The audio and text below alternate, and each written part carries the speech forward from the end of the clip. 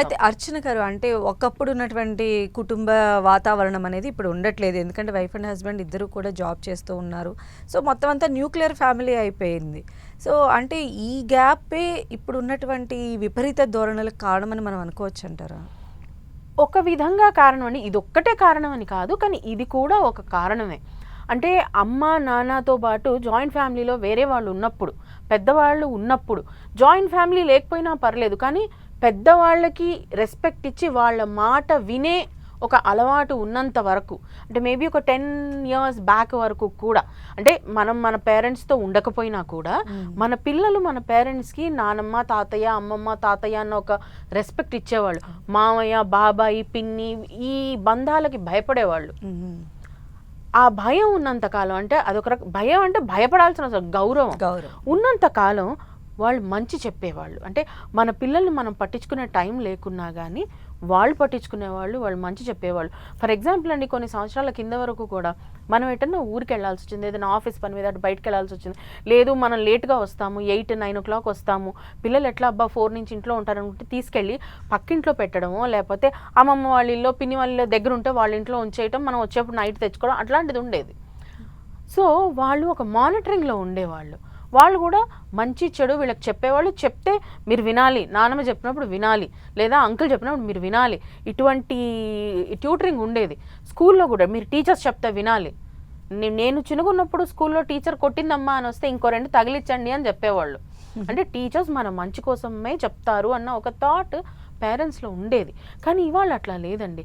నేను 9కి వచ్చినా సరే నా పిల్లలకి తాళం వేసుకుని ఒంటరిగా ఉండు, ఇంట్లో మొబైల్ పెట్టుకో, టీవీ పెట్టుకో, లేదా నేను సీసీ కెమెరా పెట్టానని తప్ప పక్క వాళ్ళని కాస్త చూస్తుండండి అని చెప్పడము, లేకపోతే మన రిలేటివ్స్ వాళ్ళ ఇంట్లో వదిలేసి వెళ్ళటమా, లేదా స్కూల్లో టీచర్స్ వాళ్ళని ఏదైనా ఒక మాట అన్నప్పుడు అసలు ఎందుకు వాళ్ళు అన్నారు అని ఆలోచించడం, అట్లాంటిది ఏం లేకుండా how dare you hit my child ఇట్లా అడిగే పేరెంట్స్ లక్షల్లో ఉన్నారు.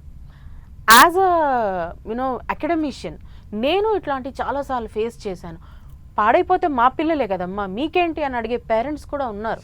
మీ వాడు సరిగ్గా చదవట్లేదమ్మా, కాలేజ్కి రావట్లేదు, సరిగ్గా అవుట్పుట్ లేదు అని అంటే, పర్లేదు మేడం మావాడే కదా మేము చూసుకుంటాం, మీకెందుకు, మీ వాడు వాళ్ళు యాబ్సెంట్ అయినాడు, మీకు కాల్ చేస్తేనేమో కాలేజ్కి వచ్చారని చెప్పారు అని అంటే, ఒక పేరెంట్ ఏమో సరే మేడం చూస్తామంటారు, ఇంకో పేరెంట్ ఏమంటారంటే ఏమైంది మా పిల్లోడే కదా మేము చూసుకుంటాం, మీరెందుకు వాడిని గొప్పడుతున్నారు.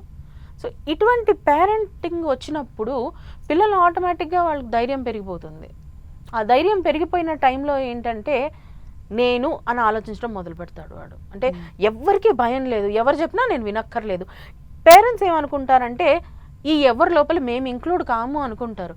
కానీ బిహేవియర్ అన్నది ఒక నార్మలైజేషన్ అమ్మ. ఒకళ్ళతో ఒకలాగా కొన్ని రోజులు మాత్రమే ఉంటుంది. దాని తర్వాత it becomes a part of our personality. ఎవరు చెప్పినా వినకపోవడం, ఆ ఎవరి లోపల ఒక ఏజ్ వరకు నేను పేరెంట్స్ మీద కాస్తో కూస్తో డిపెండెంట్ ఉన్నంత వరకు వాళ్ళ మాట వింటాను, దాని తర్వాతనే వాళ్ళ మాట కూడా వినను. ఇప్పుడు ఈ జనరేషన్ ఫేస్ చేస్తున్న ఇష్యూ అదే. 14 దాటిందంటే పేరెంట్స్ మాట వినే అసలు నాదులే లేరు. ఎంతమంది పేరెంట్స్ని మనం ప్రైవేట్గా మాట్లాడితే వాళ్ళు చెప్తారు అస్సలు వినట్లేదండి, చెప్తే మొబైల్ పట్టుకుంటారు, నేను సినిమా పోతున్నా అంటారు, డబ్బులు ఇవ్వకపోతే ఊరుకోరు. నేను జస్ట్ ఒక 2 days బ్యాక్ నేను ఒక సమ్ యూట్యూబ్ ఛానల్లో ఒక వీడియో చూశాను.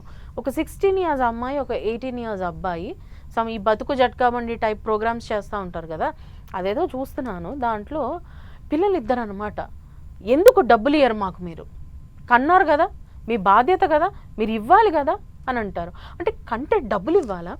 యాంకర్ చెప్తుంది అమ్మ మీరు 16 years వచ్చారు కదా, 14 తర్వాత వర్క్ చేసుకుని సంపాదించుకోవచ్చు, మరి మీరు సంపాదించుకోండి అని చెప్తుంది. ఆ అమ్మాయి అంటుంది నేను ఎందుకు సంపాదించుకుంటా, మధ్యలో ఇట్లా వదిలేయడం అన్న మమ్మల్ని ఒక గట్టుకు చేర్చే బాధ్యత వాళ్ళకి లేదా? అంటే గట్టుకు చేర్చడం అంటే ఏంటమ్మా, చదివిస్తామంటున్నారు కదా, వాళ్ళ తాహత్ అంటే ఏముంటుందండి, మేము చదువుకోవాలనుకున్న చోట చదివించాలి, మాకు కావాల్సినట్టు బట్టలు కొనియాలి, మేము అందరి ముందు చిల్లరగా తిరగాల. అంటే see the change of attitude. ఒక పాయింట్లో మనం ఏమనుకుంటామంటే ఒక టైంలో అత్తకి కోడలికి రప్చర్ ఉండి మా అత్త మాట నా పిల్లలు వినకూడదు అనుకొని నానమ్మ మాట వినొద్దురా అని అంటే వీళ్ళు వినకున్నా కానీ పెద్ద పట్టించుకోమన్నమాట, మనం డైల్యూట్ చేసేస్తాం. అది మెల్లిమెల్లిగా స్ప్రెడ్ అయ్యి క్యాన్సర్ ప్రతి అవయవానికి స్ప్రెడ్ అయినట్టు వాడి ఆ బిహేవియర్ అన్నది, ఆ అమ్మాయి బిహేవియర్ అన్నది ప్రతి రిలేషన్షిప్లోనూ వచ్చేస్తుంది.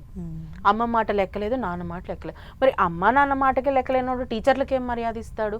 అది లెక్కలేని వాడు రేపు పొద్దున్న పెళ్లి చేసుకున్న తర్వాత వైఫ్కి కానీ హస్బెండ్కి కానీ వాళ్ళు ఏం మర్యాద ఇస్తారు? అత్తమాక ఇంకా అడక్కండి మీరు. సో ఎవరికి మర్యాద ఇచ్చేది లేదు, ఎవరి మాటకి విలువనిచ్చేది లేదు, ఎవరికి భయపడేది లేదు. మరి అటువంటి టైంలో పరిస్థితులు, ఆలోచన విధానం ఇలా కాకుండా ఇంకెట్లా మారుతుంది? సో ఇందు మూలంగా ఈ పేరెంటింగ్లో ఏదైతే ప్రాబ్లం ఉందో అది కూడా ఇటువంటి ఆలోచన విధానానికి, నేర ప్రవృత్తి పెరగడానికి అన్నిటికీ ఒక కారణం.